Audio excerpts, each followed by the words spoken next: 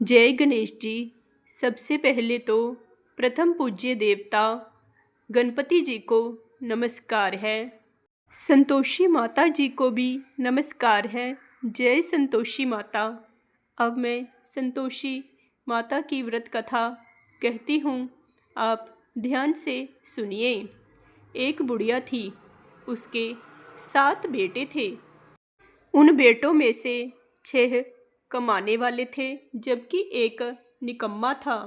बुढ़िया 6 बेटों की रसोई बनाती, भोजन कराती और उनसे जो कुछ जूठन बचती वह 7वें को दे देती। एक दिन वह पत्नी से बोला, देखो मेरी माँ को मुझ पर इतना प्रेम है। वह बोली, क्यों नहीं, सबका झूठा जो आपको खिलाती है। वह बोला, नहीं, ऐसा नहीं हो सकता है। मैं जब तक आंखों से ना देख लूं मान नहीं सकता। बहू हंसकर बोली, देख लोगे तब तो मानोगे। कुछ दिन बाद त्योहार आया। घर में 7 प्रकार के भोजन और चूरमे के लड्डू बने। वह जांचने के लिए सिर दुखने का बहाना कर पतला वस्त्र सिर पर ओढ़े रसोई घर में सो गया। वह कपड़े में से सब देखता रहा। 6 भाई भोजन करने आए। उसने देखा माँ ने उनके लिए सुंदर आसन बिछा, नाना प्रकार की रसोई परोसी और आग्रह करके उन्हें जमाया। वह देखता रहा। 6 भोजन करके उठे, तब माँ ने उनकी जूठी थालियों में से लड्डुओं के टुकड़े उठाकर एक लड्डू बनाया। जूठन साफ कर बुढ़िया माँ ने उसे पुकारा, बेटा 6 भाई भोजन कर गए, अब तू ही बाकी है, उठ, तू कब खाएगा। वह कहने लगा, माँ मुझे भोजन नहीं करना, मैं अब परदेश जा रहा हूँ। माँ ने कहा, कल जाता हो तो आज चला जा। वह बोला, हाँ माँ, आज ही जा रहा हूँ। यह कहकर वह घर से निकल गया। चलते समय पत्नी की याद आ गई। वह गौशाला में उपले थाप रही थी। वहाँ जाकर वह बोला, हम जावे परदेश आवेंगे कुछ काल, तुम रहियो संतोष से धर्म अपनो पाल। वह बोली, जाओ पिया आनंद से, हमारो सोच हटाए, राम भरोसे हम रहें, ईश्वर तुम्हें सहाय। 2 निशानी आपन देख धरू मैं धीर, सुधीमती हमारी बिसारियो, रखियो मन गंभीर। वह बोला, मेरे पास तो कुछ भी नहीं है, यह अंगूठी है, सो ले और अपनी कुछ निशानी मुझे दे। वह बोली, मेरे पास क्या है, यह गोबर भरा हाथ है। यह कहकर उसकी पीठ पर गोबर के हाथ की थाप मार दी। वह चल दिया। चलते चलते दूर देश पहुंचा। वहाँ एक साहूकार की दुकान थी। वहाँ जाकर कहने लगा, भाई मुझे नौकरी पर रख लो। साहूकार को ज़रूरत थी, बोला, रह जा। लड़के ने पूछा, तनख्वाह क्या दोगे। साहूकार ने कहा, काम देखकर दाम मिलेंगे। साहूकार की नौकरी मिली। कुछ दिनों में दुकान का सारा लेन देन, हिसाब किताब, ग्राहकों को माल बेचना, सारा काम करने लगा। साहूकार के 7-8 नौकर थे। वे सब चक्कर खाने लगे कि यह तो बहुत ही होशियार बन गया। सेठ ने भी काम देखा और 3 महीने में ही उसे आधे मुनाफे का हिस्सेदार बना लिया। वह कुछ वर्ष में ही नामी सेठ बन गया और मालिक सारा कारोबार उस पर छोड़कर चला गया। इधर उसकी पत्नी को सास ससुर दुख देने लगे। सारी गृहस्थी का काम करा के उसे लकड़ी लाने के लिए जंगल में भेजते। इस बीच घर के आटे से जो भूसी निकलती उसकी रोटी बनाकर रख दी जाती और फूटे नारियल की नरेली में पानी दिया जाता। एक दिन वह लकड़ी लेने जा रही थी। रास्ते में बहुत सी स्त्रियां संतोषी माता का व्रत करती दिखाई दी। वह वहां खड़ी होकर कथा सुनने लगी और पूछा, बहनों, तुम किस देवता का व्रत कर रही हो और उसके करने से क्या फल मिलता है? यदि तुम इस व्रत का विधान मुझे समझाकर कहोगी तो मैं तुम्हारा बड़ा एहसान मानूंगी। तब उनमें से एक स्त्री बोली, सुनो, यह संतोषी माता का व्रत है। इसके करने से निर्धनता, दरिद्रता का नाश होता है और जो कुछ मन में कामना हो सब संतोषी माता की कृपा से पूरी होती है। तब उसने उनसे व्रत की विधि पूछी। वह भक्तनी स्त्री बोली, सवा आने का गुड़ चना लेना, इच्छा हो तो 5.25 आने का लेना, या 1.25 रुपये का भी सहूलियत के अनुसार लाना। बिना परेशानी और श्रद्धा व प्रेम से जितना भी बन पड़े सवाइया लाना। प्रत्येक शुक्रवार को निराहार रहकर कथा सुनना। इसके बीच क्रम टूटे नहीं, लगातार नियम पालन करना। सुनने वाला कोई ना मिले तो घी का दीपक जला उसके आगे जा जल के पात्र को सामने रखकर कथा कहना। जब तक कार्य सिद्ध ना हो नियम पालन करना और कार्य सिद्ध हो जाने पर व्रत का उद्यापन करना। 3 मास में माता फल पूरा करती है। यदि किसी के ग्रह खोटे भी हों तो भी माता वर्ष भर में कार्य सिद्ध कर देती है। फल सिद्ध होने पर उद्यापन करना चाहिए, बीच में नहीं। उद्यापन में 2.5 सेर आटे का खाजा तथा इसी परिमाण से खीर तथा चने का साग करना। 8 लड़कों को भोजन कराना। जहाँ तक मिले देवर, जेठ, भाई बंधु के हों, ना मिले तो रिश्तेदारों और पास के पड़ोसियों को बुलाना, उन्हें भोजन करा, यथाशक्ति दक्षिणा दे, माता का नियम पूरा करना। उस दिन घर में खटाई ना खाना। यह सुन बुढ़िया के लड़के की बहू चल दी। रास्ते में लकड़ी के भोज को बेच दिया और उन पैसों से गुड़ चना लेकर माता के व्रत की तैयारी कर आगे चली और सामने मंदिर देखकर पूछने लगी, यह मंदिर किसका है? सब कहने लगे कि संतोषी माता का मंदिर है। यह सुनकर माता जी के मंदिर में जाकर चरणों में लौटने लगी, दीन हो विनती करने लगी, माँ, मैं निपट अज्ञानी हूँ, व्रत के कुछ भी नियम नहीं जानती, मैं दुखी हूँ।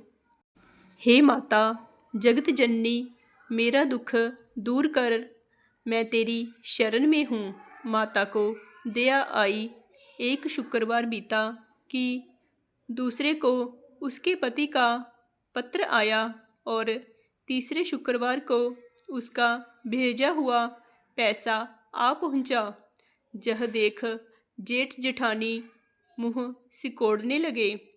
लड़के ताना देने लगे कि काकी के पास पत्र आने लगे, रुपए आने लगे, अब तो काकी की खातिर बढ़ेगी। बेचारी सरलता से कहती, भैया कागज़ आवे, रुपया आवे, हम सब के लिए अच्छा है। ऐसा कहकर आंखों में आंसू भरकर संतोषी माता के मंदिर में आ मातेश्वरी के चरणों में गिरकर रोने लगी।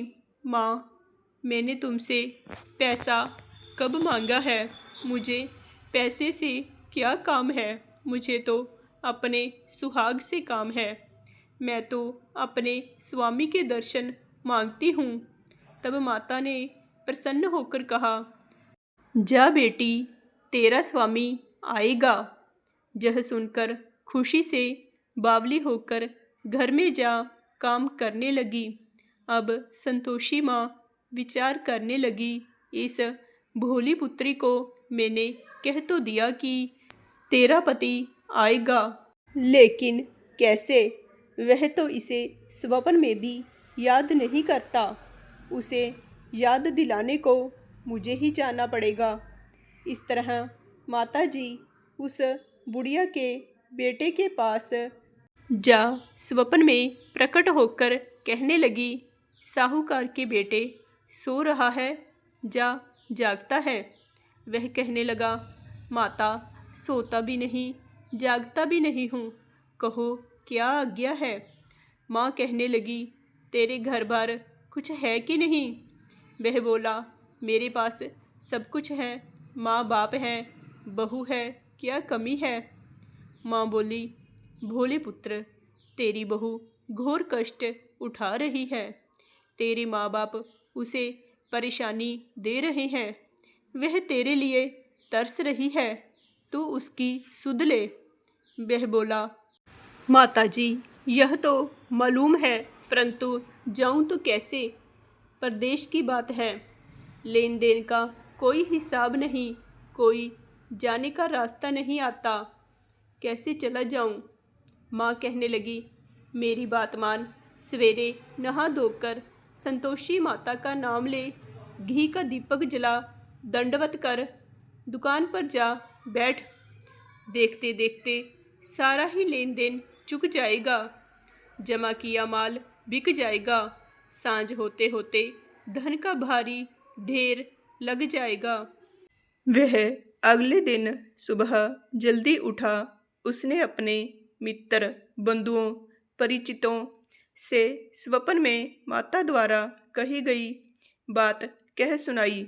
वे सब उसकी बात सुनकर उसका मजाक उड़ाने लगे।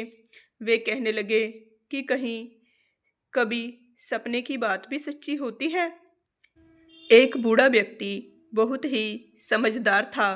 वह बोला, देखो भाई, मेरी बात मानो, इस तरह सच जा झूठ कहने के बदले देवता ने जैसा कहा है वैसा ही करना, तेरा क्या जाता है।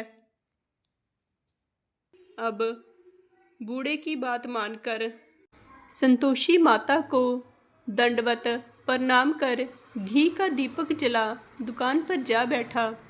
थोड़ी ही देर में देने वाले रुपए लाने लगे, लेने वाले हिसाब लेने लगे।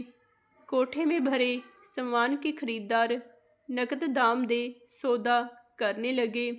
शाम तक धन का भारी ढेर लग गया। मन में माता जी का नाम ले, चमत्कार देख प्रसन्न हो घर ले जाने के लिए गहना, कपड़ा आदि सामान खरीदने लगा। जहाँ काम से निपट तुरंत घर को रवाना हुआ, उधर उसकी पत्नी जंगल में लकड़ी लेने जाती है। लौटते वक्त माता जी के मंदिर में विश्राम करती।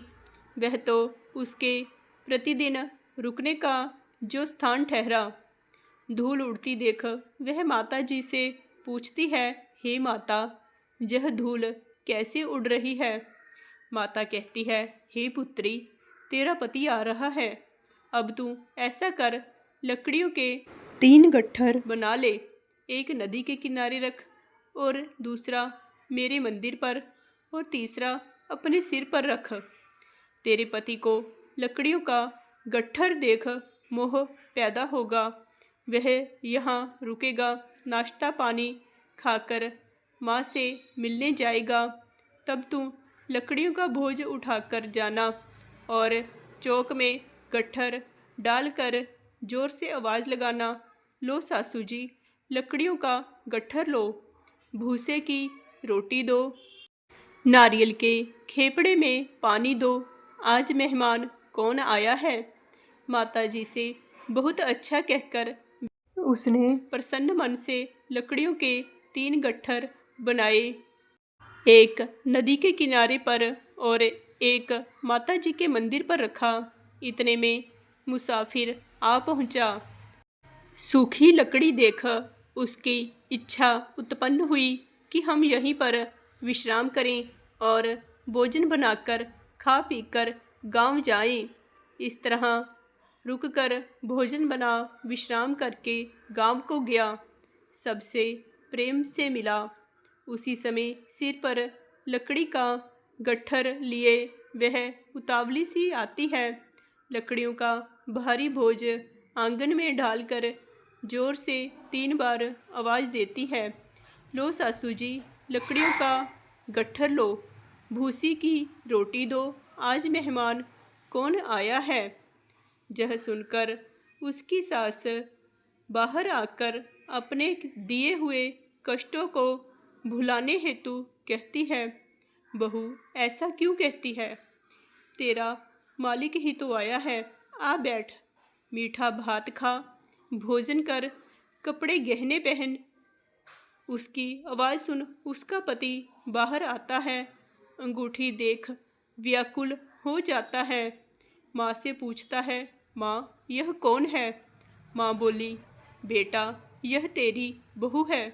जब से तू गया है तब से सारे गांव में भटकती फिरती है, घर का कामकाज कुछ नहीं करती, 4 पहर आकर खा जाती है।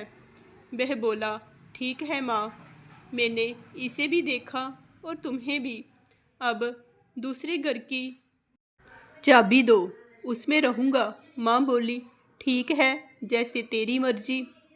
तब उसने दूसरे मकान की तीसरी मंजिल का कमरा खोल सारा सामान जमाया। एक ही दिन में राजा के महल जैसा ठाट बाट बन गया। अब क्या था, बहू सुख भोगने लगी। इतने में शुक्रवार आया। उसने पति से कहा, मुझे संतोषी माता के व्रत का उद्यापन करना है। पति बोला, खुशी से कर लो। वह उद्यापन की तैयारी करने लगी। जेठानी के लड़कों को भोजन के लिए कहने गई। उन्होंने मंजूर कर लिया, परंतु पीछे से जेठानी ने अपने बच्चों को सिखाया, देखो भोजन के समय खटाई मांगना, जिससे उसका उद्यापन पूरा ना हो। लड़कों ने संतोषी माता के व्रत के उद्यापन में पेट भरकर खीर खाई, परंतु बाद में खाना खाते ही कहने लगे कि हमें खटाई दो, खीर खाना हमको नहीं भाता, देखकर अरुचि होती है। वह कहने लगी, भाई खटाई किसी को नहीं दी जाएगी, यह तो संतोषी माता का प्रसाद है। लड़के उठ खड़े हुए और बोले, पैसा लाओ।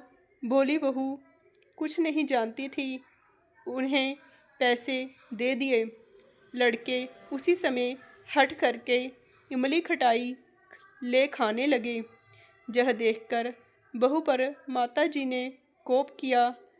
राजा के दूत उसके पति को पकड़कर ले गए। जेठ जेठानी मनमाने वचन कहने लगे, लूट लूट कर धन इकट्ठा कर लाया है, अब सब मालूम पड़ जाएगा जब जेल की मार खाएगा। बहू से यह कथन सहन नहीं हुए। रोती हुई माता जी के मंदिर में गई। कहने लगी, हे माता, तुमने क्या किया। हंसाकर अब अपने भक्तों को रुलाने लगी। माता बोली, बेटी तूने उद्यापन करके मेरा व्रत भंग किया है। वह कहने लगी, माता मैंने कुछ अपराध किया है, मैंने तो भूल से लड़कों को पैसे दे दिए थे, मुझे क्षमा करो, मैं फिर से तुम्हारा उद्यापन करूँगी। माँ बोली, अब भूल मत करना। वह कहती है, माता अब भूल नहीं होगी, अब बतलाओ वे कैसे आवेंगे। माँ बोली, जा पुत्री, तेरा पति तुझे रास्ते में आता मिलेगा। वह निकली, राह में पति आता मिला। उसने अपने पति से पूछा, कहाँ गए थे। वह कहने लगा, इतना धन जो कमाया है उसका टैक्स राजा ने मांगा था, वह भरने गया था। वह प्रसन्न हो बोली, भला हुआ, अब घर को चलो। कुछ दिन बाद फिर शुक्रवार आया। वह बोली, मुझे फिर माता का उद्यापन करना है। पति ने कहा, करो। बहू फिर जेठ के लड़कों को भोजन को कहने गई। जेठानी ने एक दो बातें सुनाई और सब लड़कों को सिखाने लगी, तुम सब लोग पहले ही खटाई मांगना। लड़के भोजन से पहले कहने लगे, हमें खीर नहीं खानी, हमारा जी बिगड़ता है, कुछ खटाई खाने को दो। वह बोली, खटाई किसी को नहीं मिलेगी, आना हो तो आओ। वह ब्राह्मण के लड़के लाकर भोजन कराने लगी। यथाशक्ति दक्षिणा की जगह एक एक फल उन्हें दिया। संतोषी माता प्रसन्न हुई। माता की कृपा होते ही 9वें मास में उसे चंद्रमा के समान सुंदर पुत्र प्राप्त हुआ। पुत्र को पाकर प्रतिदिन माता जी के मंदिर को जाने लगी। माँ ने सोचा, यह रोज आती है, आज क्यों ना इसके घर चलूं। यह विचार कर माता ने भयानक रूप बनाया। गुड़ चने से सना मुख, ऊपर सूंड के समान होठ, उस पर मक्खियाँ भिन भिन कर रही थी। देहली पर पैर रखते ही उसकी सास चिल्लाई, देखो रे, कोई चुड़ैल डाकिन चली आ रही है। लड़कों, इसे भगाओ, नहीं तो किसी को खा जाएगी। लड़के भगाने लगे, चिल्लाकर खिड़की बंद करने लगे। बहू रोशनदान में से सब देख रही थी। प्रसन्नता से पगली बनकर चिल्लाने लगी, आज मेरी माताजी मेरे घर आई हैं। वह बच्चे को दूध पीने से हटाती है। इतने में सास का क्रोध फट पड़ा। वह बोली, क्या उतावली हुई है, बच्चे को पटक दिया। इतने में माँ के प्रताप से लड़के ही लड़के नजर आने लगे। वह बोली, माँ, मैं जिनका व्रत करती हूँ यह वही संतोषी माता हैं। सबने माता जी के चरण पकड़ लिए और विनती कर कहने लगे, हे माता, हम मूर्ख हैं, अज्ञानी हैं, तुम्हारे व्रत की विधि हम नहीं जानते। व्रत भंग कर हमने बड़ा अपराध किया है। हे जगत माता, आप हमारा अपराध क्षमा कर दो। इस प्रकार माता जी प्रसन्न हुई। बहू को प्रसन्न हो जैसा फल दिया वैसा माता सबको दे। जो पढ़े उसके मनोरथ पूर्ण हो और जो कथा सुने उसके भी मनोरथ पूर्ण हो। बोलिए संतोषी माता की जय। जय संतोषी माँ।